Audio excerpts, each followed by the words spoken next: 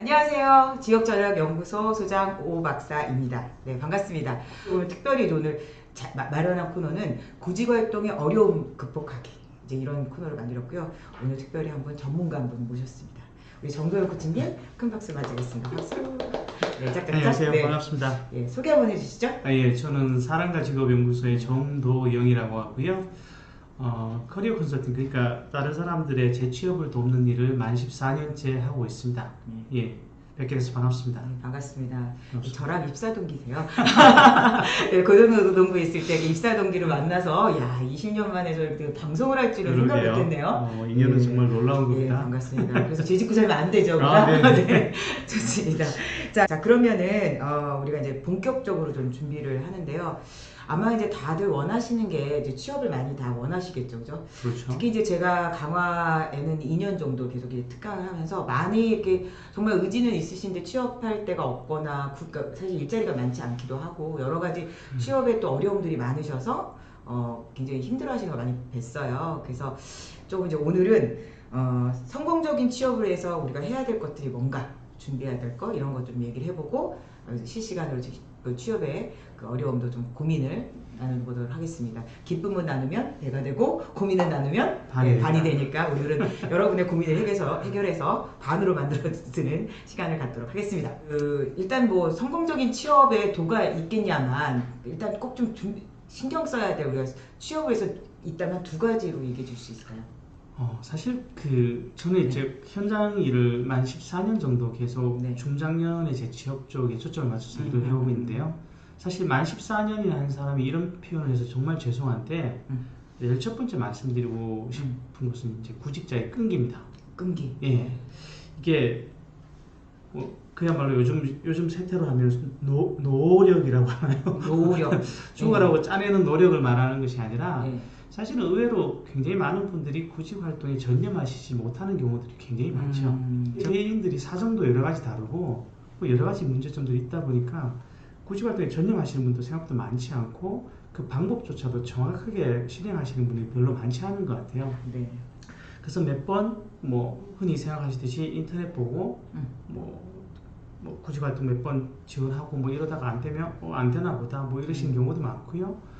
조금 급여에 있어서 좀 큰 기대를 하기 어려우신 분은 일단 실업급여 끝날 때까지 그냥 있지 이런 식으로 하시다 보니까 사실 좀 시간이 딜레이 되면서 구직 활동에 집중하지 못하시는 경우들이 있어서 그 끈기 부분을 좀 말씀을 드리고 싶어요.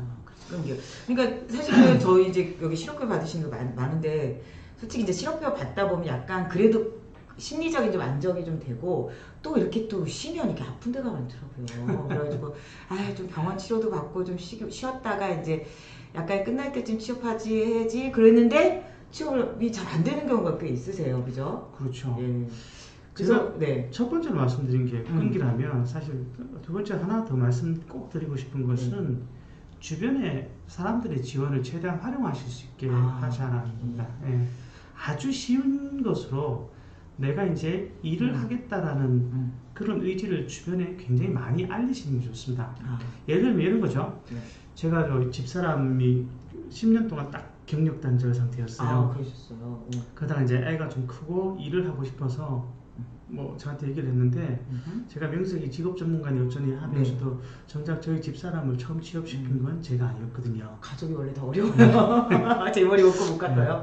근데 누가 취업시킨 거예요? 이른바 동네 마당발 아줌마. 네. 되게 발이 넓으신 분들 혹은 지역 정보에 환하신 분들이 계세요.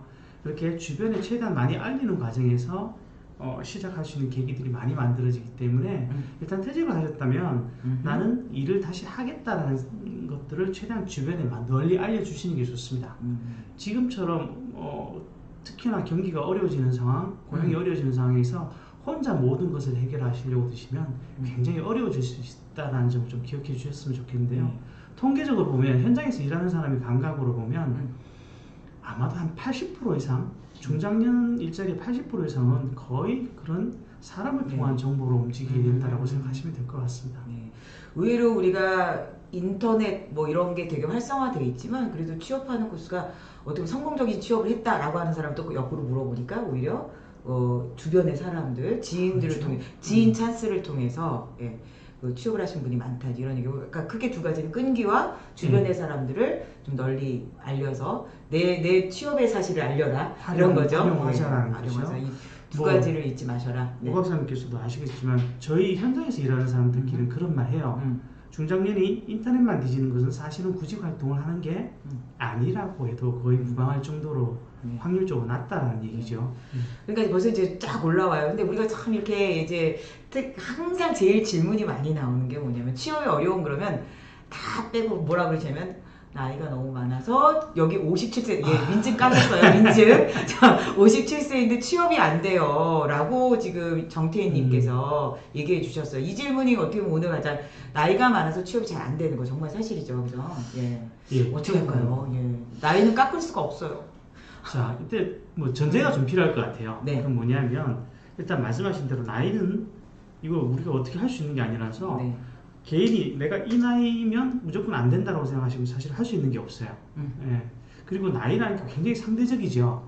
예. 상대적인 게 심하기 때문에 일단 본인이 먼저 가능성을 너무 좁혀놓지는 않으셨으면 좋겠어요. 그러니까 여기 이런 분, 규방사님은 62세인데 한참 나이다 이렇게 있는 거 없고, 우리 강화농부님은 나이 때문에 제한이 많아요 이런 그렇죠. 얘기를 하는데, 네. 굉장히 나이는 상대적이다. 네. 예. 확실히 내가 나이가 네. 이 정도라도 할 것이 많다라고 믿는 것이 네. 취업에 있어서는 훨씬 유리하다고 볼 수 있을 것 같습니다. 근데 또 이렇게 주관적으로 사실 믿는다고 우리가 이제 그 기업들을 만나보면 그렇죠. 나이가 많아서 좀 꺼리는 경우는 있어요, 실제로. 그죠? 네, 있습니다. 예. 그치만 어쨌든 좀 나이는 상대적이다. 예. 그러면 어떻게 극복을 해요? 근데? 방법론적으로 네. 말씀을 드리면 쉽게 얘기하면 이런 것 같습니다. 일단은 제가 말씀드릴 수 있는 건 자기 영역이 있으신 분들은 좀 더 오래 근무하실 수 있다는 말씀을 드릴 수 자기 있습니다. 영역? 예. 자기 영역이 흔히 말하면 전문성이라고 해야 될까요? 전문성. 분야가 확실한 거. 네. 네. 뭐 예를 들면 그런 겁니다. 영업 쪽에 뭐 경력 노하우를 가지고 계신 분이나 제가 60세 넘으신 분 중에서도 자기 그 노하우를 갖고 계신 분들은 실질적으로 직접 업체를 찾아가서 설득해서 취업하시는 케이스들을 꽤 봤었거든요. 그러니까 거기 기업에 직접 가서. 역으로 제안을 하는 거죠. 제안을 하는 네. 거. 예. 그러니까 내가 영업이 강한데 내가 이런 쪽에 영업을 뚫어줄 수 있습니다라고 업체에 제안을 해서 취업하신 케이스라든지, 아니면 기술자신데 여러분 당신 회사에서 이런 걸 다루는데 나는 이런 쪽에 기술이 있다. 한번 자문력, 내가 나이는 있지만 자문력으로라도 한번 써볼 수 없겠느냐라고 제안을 해서 취업하신 케이스들. 그러니까 자기 사실 전문성이라는 게 그렇게 수많은 사람들이 다 가질 수 있는 것은 아닌데, 기본적으로 기억해 주셔야 하는 것은 길게 일하고 싶으시다면 자기 영역이라는 건 좀 필요합니다. 사실 누구나 할 수 있는 일이라면 일정 시점이 지나면 자꾸 좀 더 젊은 사람으로 대치되기 쉬운 것이 사실이니까요. 그렇죠. 예.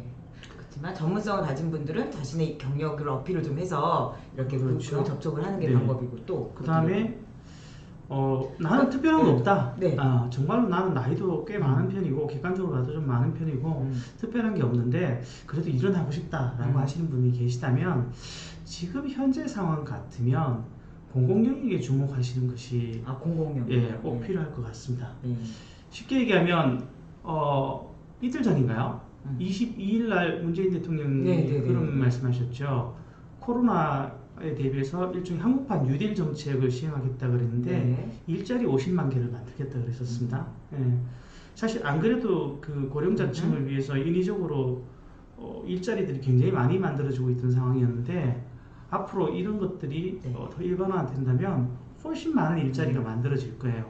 이거는 사실 개인적인 노력이 아니라 정책적인 지원이 필요하거든요. 그렇죠. 60세가 넘으신 분들이라면 아마 일반적으로 난 돈 진짜 많이 벌어야 돼.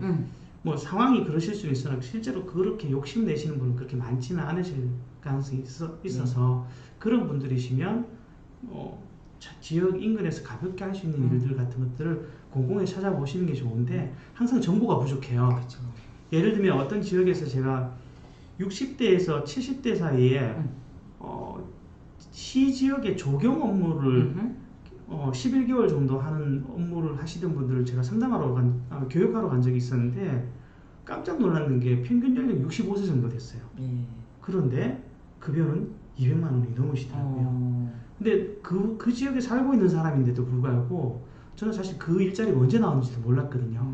그럴 정도로 빨리 뭐 곳곳에서 나오고 숨어서 나온다는 표현이 그렇습니다만 빨리 나오고 사라지다 보니까 이런 부분에 대한 캐치가 쉽지 않으실 수 있는데 네네네. 그러시다면 일자리 센터나 이런 곳에 꼭 당부를 하셔서 지역에서 일자리 나오는 거는 나한테 꼭 연락을 좀 주십시오라고 미리 예약해요. 해놓으셔도 좋으실 것 같습니다. 예, 이것도 어쨌든 그러니까 사실 일자리 센터도 한 번 오신 분보다 여러 번 오시고 이렇게 또 예를 들어서 방송에도 참여하시고 이러면 사실 이렇게 적극적으로 하는 의지를 가지신 분들을 우리가 먼저 챙겨드릴 수밖에 없겠더라고요. 그렇죠.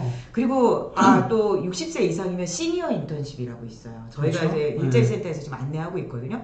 그래서 좀 사실 코로나 때문에 기업 발굴을 좀 적극적으로 못 하고 있는데 시니어 인턴십은 그 기업한테 지원을 해서 아무래도 저희가 이제 조금씩 하고 있어요. 그래서 시니어 인턴십도 있고 또 사회공헌 활동이 또 있습니다. 그래서 사실 그 사회공헌 활동 급여는 많지는 않은데 저희도 이것도 또 같이 하고 있으니까 이렇게 좀 다양한 제도들을 그렇죠. 활용하시는 게 필요하고 적어도 그렇지 않을 때는 조금 더 자신의 전문 영역 아니면 새롭게 좀 여기 이제 요양 얘기가 굉장히 나오는데 그래서 후세 요양은 강화에서 많이 하세요. 근데 여기는 유료세요. 후세 요양은. 그리고 이제 김포나 이런 데 가면 이제 요양보호사는 굉장히 교육하는 게 워낙 다달이 있어서 사실은 이거는 우리 계좌제 발급을 하면 일정 부분 돈을 내시고 적은 가격에 저렴하게 해서 아마 교육을 받으실 수 있을 거고요. 그래서 필요한 거는 내일 배움 카드로는 후세 요양원은 안 되고요. 근데 이제 뭐 어쨌든 유료든 무료든 그건 선택이니까 혹시 이제 궁금한 사항이 있으시면 저희 쪽 일자리 잡다를 연결하셔도 되고 요양보호사는 워낙 많으시니까요. 그리고 강화 지역에서는 계속 요양보호 쪽은 워낙 계속 뽑고 있어요. 채용이 되게 활성화돼 있으니까 이렇게 어떻게 보면은 그런 쪽에 또 관심을 두시고 하시는 것도 괜찮을 것 같아요, 그죠? 확실히 강화 쪽 예정이 많으시군요. 예, 그렇죠.